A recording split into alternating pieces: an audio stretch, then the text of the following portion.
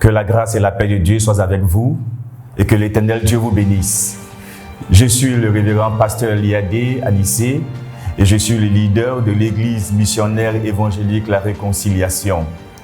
Et nous sommes dans le cadre de l'émission Dans sa parole et je vous invite à plonger vos regards dans la parole de Dieu. Nous allons lire deux passages. Le premier passage est tiré de Marc en son chapitre 9. À partir du verset 22. L'Esprit l'a souvent poussé dans le feu et dans l'eau pour le faire mourir. Mais si tu peux faire quelque chose, aie pitié de nous et aide-nous. Jésus lui répond, pourquoi est-ce que tu dis si tu peux faire quelque chose? Tout est possible pour celui qui croit. Aussitôt, le père de l'enfant se mit à crier. Je crois, mais aide-moi parce que je n'ai pas assez de foi. Dans une autre version, il est dit que le père s'écria, je crois, mais viens au secours de mon incrédulité. Nous allons lire dans le livre de Marc, en chapitre 16, au verset 14. Il est dit, enfin, Jésus apparut aux 11 pendant qu'il était à table. Et il leur reprocha leur incrédulité et la dureté de leur cœur, parce qu'ils n'avaient pas cru ceux qui l'avaient vu ressusciter. Voici ici deux versets qui parlent d'un même sujet, celui de l'incrédulité, celui du problème de foi. Et dans le cadre de Dans sa parole, nous allons aborder le thème qui est celui de comment vaincre l'incrédulité ou comment résoudre le problème du manque de foi dans la vie d'un chrétien. Vous savez, dans notre ministère pastoral que nous exerçons depuis pratiquement 20 ans, nous rencontrons de nombreux chrétiens qui viennent pour consulter ou pour demander de l'aide, mais dans la vie desquels l'on constate ceci. Ils ont des problèmes de foi. Pasteur, je n'arrive pas à avoir un mari. Pasteur, je n'arrive pas à avoir une femme. Pasteur, je n'arrive pas à avoir un enfant. Pasteur, je ne sais pas, mais je n'arrive pas à gérer le problème de sorcellerie de mes parents qui me poursuivent. Pasteur, et alors, c'est toute une litanie de problèmes qui sont expliqués. Mais quand on regarde de fond, on se rend compte que ce que Jésus a dit dans sa parole n'est pas manifesté dans la vie des chrétiens. Et alors, il court de pasteur en pasteur, de prophète en prophète, cherchant comment faire pour résoudre leurs problèmes. Et Satan profite de la situation. Il fragilise beaucoup de chrétiens et ces chrétiens ne savent pas comment faire. Mais le problème, c'est la question du manque de foi, de l'incrédulité. L'incrédulité agit de manière subtile dans la vie des croyants ou dans la vie du chrétien. Voici comment ça se passe. Un chrétien qui est dans une église, il ne sait pas grande chose, mais en lui, il pense qu'il connaît. Il pense qu'il sait. Pourquoi? Parce qu'il va à l'église le dimanche. Il pense qu'il sait. Pourquoi? Parce qu'il ouvre sa Bible, mais il ne lit pas en profondeur sa Bible. Il fait une lecture survolée et alors il pense qu'il sait. Et quand on lui demande qui a la foi, que ceux qui ont la foi acclament le Seigneur, il acclame également. Mais dans la réalité, il y a un gros doute qui subsiste en lui. Pour que quelqu'un, on puisse savoir qu'il manifeste la foi, c'est par l'accomplissement des promesses de Dieu dans sa vie. Pour qu'on arrive à constater et à voir qu'un chrétien manifeste la foi, c'est par la réalisation de ses sujets de prière, de ses désirs, ce qu'il demande dans la prière. Quand il le voit s'accomplir, alors il manifeste la foi. Mais aujourd'hui, nos églises sont remplies de personnes qui ont ces problèmes-là. Et je vais aborder avec vous quelques raisons qui montrent ou bien qui animent la vie de certains chrétiens et qui font que ces chrétiens-là ont un problème de foi et qu'ils sont incrédules. L'une des premières raisons, c'est le changement continuel de leur idée. Pourquoi le changement continuel de leur idée? Simplement parce que la foi prend sa source dans nos idées. La foi prend sa source dans nos idées. Dans le livre de Éphésiens, en son chapitre 1, à partir du verset 18, 19 et 20, il est écrit: Or, à celui qui peut, par la puissance qui agit en nous, faire infiniment au-delà de ce que nous lui demandons ou nous pensons. Ici, l'apôtre Paul fait allusion à la force de nos pensées qui interviennent dans le processus de la foi et dans le processus de l'obtention de ce que nous demandons au Seigneur dans le spirituel. Les chrétiens sautent d'une pensée à une autre pensée, d'une idée à une autre idée. Alors ils peuvent se mettre à penser à quelque chose et dans la seconde qui suit, ils pensent à une autre chose. Dans la même seconde qui suit, ils pensent à une autre chose. Et alors, c'est ce qu'on appelle le manque de focalisation. Les chrétiens ne sont pas focus. Ils ne peuvent pas maintenir leur idée, ils ne peuvent pas maintenir leur pensée de manière disciplinée sur un objectif. Pour nous qui avons fait les sciences, il est démontré que la pensée humaine est une énergie. La pensée humaine est une force. Parce que par la pensée de quelqu'un, il arrive à créer un avion. Par la pensée de quelqu'un, il arrive à créer une voiture. Par la pensée de quelqu'un, il arrive à faire sortir de l'invisible quelque chose qui n'existait pas. Et c'est en cela que nous ressemblons à Dieu. Dieu est capable de faire sortir de l'invisible ce qui n'existait pas. Mais si tu n'es pas fixé dans tes pensées, tu n'es pas capable d'avoir une seule pensée et de la suivre de manière concrète, correcte, jusqu'au bout, jusqu'à la réaliser. Comment vas-tu manifester les choses invisibles dans le monde visible?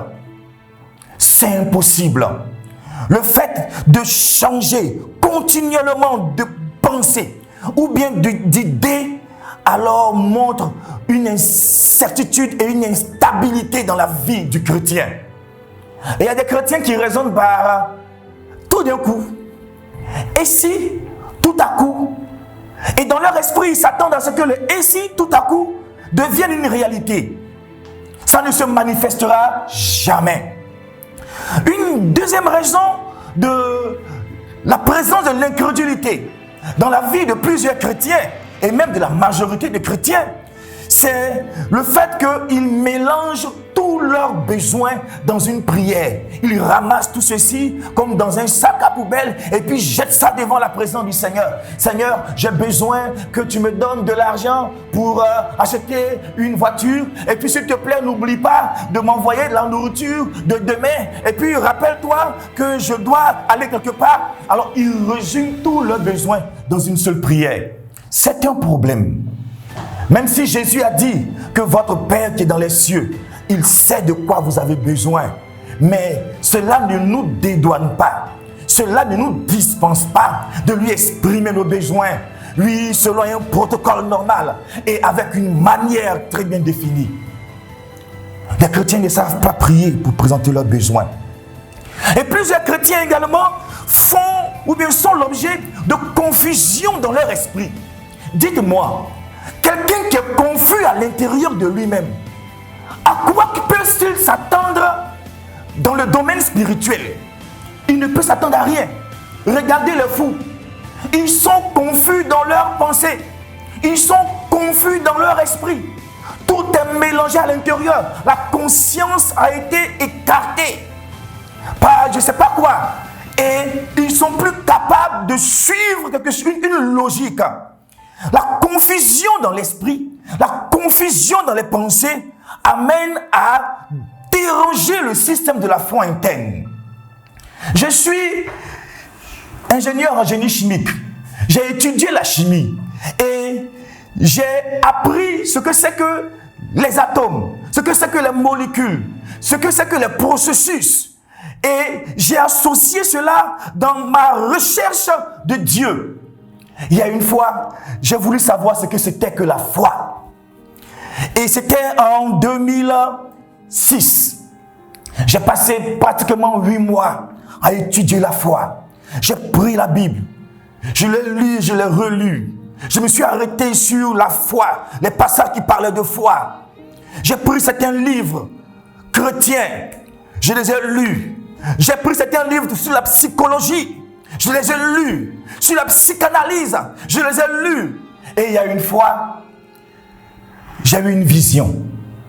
Dans cette vision, je me suis retrouvé à un quai, ou sur un quai. Et il y avait la lagune qui était là. J'étais sur le quai et je voyais des personnes en train de jouer au football sur l'eau et dans l'air. Je trouvais ça extraordinaire. Et je les regardais, je disais, mais comment arrive-t-il à faire cela? Et en un seul instant, je me suis retrouvé avec eux dans l'air, en train de shooter dans le ballon. Je me suis retrouvé sur l'eau, en train de courir sur l'eau et de shooter dans le ballon. Et je reviens à la réalité, je me dis, mais je suis sur l'eau, je suis dans l'air. Comment est-ce possible? Et j'entends la voix dans mon esprit qui dit, c'est ça la foi. C'est ça la foi. Et alors quand la vision a disparu, j'ai compris que ces années ou bien cette année de méditation, d'études profondes sur la foi m'avait permis d'atteindre certains niveaux. Et je veux parler pour dire que plusieurs chrétiens sont confondus à l'intérieur d'eux. Simplement parce que la manifestation de leur incrédulité est le résultat du fait qu'ils ne cherchent pas à découvrir. Ils ne cherchent pas à découvrir.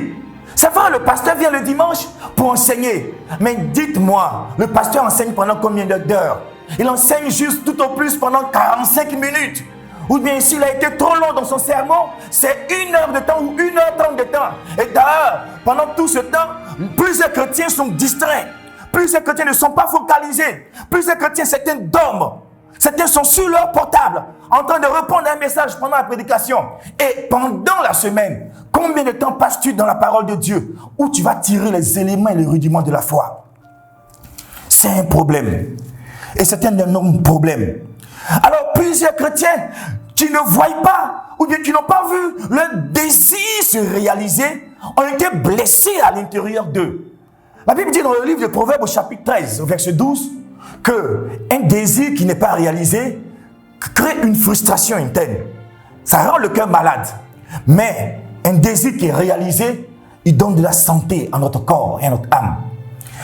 Certains chrétiens qui ont vu leur désir ne pas se réaliser, qu'ils ont fait une prière à Dieu, sont restés frustrés à l'intérieur d'eux-mêmes. Et cette frustration a débouché sur un comportement ou bien sur une mentalité. Dieu ne m'a pas donné ce que j'ai demandé hier. Et si je demande encore aujourd'hui, si je n'ai pas, je risque d'être frustré encore. Et pour ne pas être frustré, je préfère ne pas demander. Voici une mentalité de certains chrétiens. Donc, certains ont peur de ne pas recevoir de Dieu quelque chose quand il le lui demande. Et alors, ils s'abstiennent de lui demander. Or, la parole de Dieu nous dit, Jésus l'a dit dans le livre de Jean, tout ce que vous demanderez à mon nom, à mon Père, il vous le donnera. Mais bien entendu, avant cela, il a dit, si vous êtes un avec moi et moi je suis en vous, alors tout ce que vous demanderez à mon nom, vous l'aurez. Plusieurs chrétiens se soucient excessivement des détails de comment Dieu va passer pour réaliser leur prière. Mais vous n'êtes pas Dieu. Vous n'êtes pas Dieu. Laissez se voler à Dieu. Il y a, comment il s'appelle, le père de Jean-Baptiste, qui a posé la question à Dieu quand l'ange Gabriel est venu lui demander, lui dit, tu vas faire un enfant. Il a posé la question, comment je vais savoir? Le comment, c'est pas mauvais de chercher à savoir le comment des choses. L'ange lui a dit, ok, tu vas devenir muet. Tu vas devenir muet. Et il est devenu muet jusqu'à ce que sa femme accouche. Donc pratiquement 9 mois ou 10 mois. 10 mois. Il y a également Sarah et Abraham. qui étaient en train de se demander, mais comment ils vont faire pour que la promesse de Dieu pour eux se réalise. C'est-à-dire avoir leur héritier.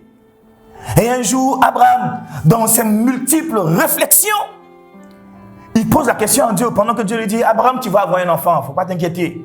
Il dit, mais comment? Je suis en train de vieillir. C'est Eliezer qui est né de ma maison, tu vas prendre mes biens. Et Dieu lui dit, sors, lève les yeux, regarde les étoiles. Est-ce que tu peux les compter? Abraham dit non. C'est comme cela que tes enfants seront. Il dit, baisse la tête, regarde le sable. Est-ce que tu peux compter les grains de sable? Abraham dit non. Dieu dit, c'est comme ça que ta postérité sera nombreuse. Beaucoup de chrétiens se focalisent sur comment mon mari va venir. Comment ma femme va venir. Comment la voiture que je cherche là, comment ça va se passer pour arriver. Je rêve et je prie Dieu pour qu'il me place à la tête vraiment quelque part. Mais comment je vais faire? Et donc comment Dieu va s'y prendre? Et donc au lieu de vous focaliser dans la prière, vous vous focalisez sur des processus spirituels qui ne sont pas de votre ressort. Et alors, ne voyant pas de perspective, ou bien ne voyant pas comment les choses peuvent arriver, vous prenez un coup dans votre foi et vous commencez à faiblir. Et l'incrédulité commence à se manifester. Quand les disciples ont posé la question à Jésus, dans le livre des Actes des Apôtres, est-ce que c'est alors, ou bien cette période, que la fin du monde va arriver? Jésus leur a dit quoi? Ce n'est pas à vous. Ce n'est pas à vous de déterminer quand mon Père va faire arriver les choses et la fin. Comme pour dire, il y a quelque chose qui est du ressort de la souveraineté exclusive de Dieu. Et il y a également une partie qui est de ton ressort. Et en ce qui concerne ton ressort, assure-toi de faire tout ce que tu dois faire. Assure-toi. Si tu dois jeûner, jeûne. Tu dois prier, prie. Tu dois adorer, adore. Tu dois tenir ferme, tiens ferme. Te sanctifier, sanctifie-toi. Mais ne cherche pas à rentrer dans le spirituel pour chercher à savoir, tu as déplacé tel pion, le mettre ici, appuyer. Non, non, non. Ça, c'est du ressort de Dieu. Auquel cas, où tu aurais également donné la possibilité d'arriver là-bas pour pouvoir faire les choses. Amen. Et beaucoup de chrétiens se perdent dans des réalités qui sont là. Celle-là.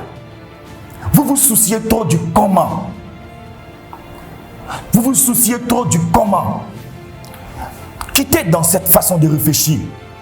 Plusieurs personnes manifestent également l'incrédulité à cause de leur ego.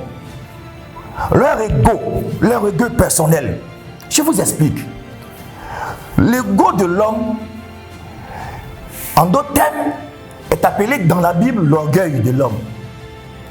L'ego de l'homme l'empêche de s'humilier. L'ego de l'homme l'empêche de reconnaître que sa position initiale n'est pas bonne et qu'il doit s'abaisser humblement devant Dieu. Et alors, quand l'ego se manifeste, l'ego peut conduire à l'égoïsme.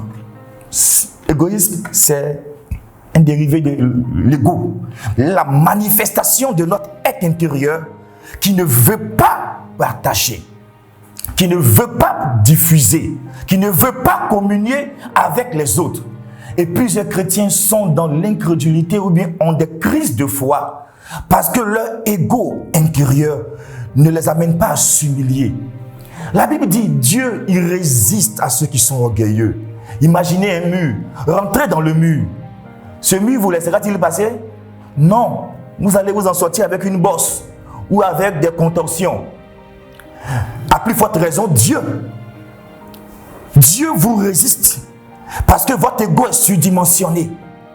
Dieu vous résiste parce que votre ego n'arrive pas à se ramollir. Et ça cause un problème. Parce que quand l'ego s'est manifesté une première fois, une deuxième fois, et que Dieu lui a fait opposition, une seconde opposition, la peur commence à se manifester.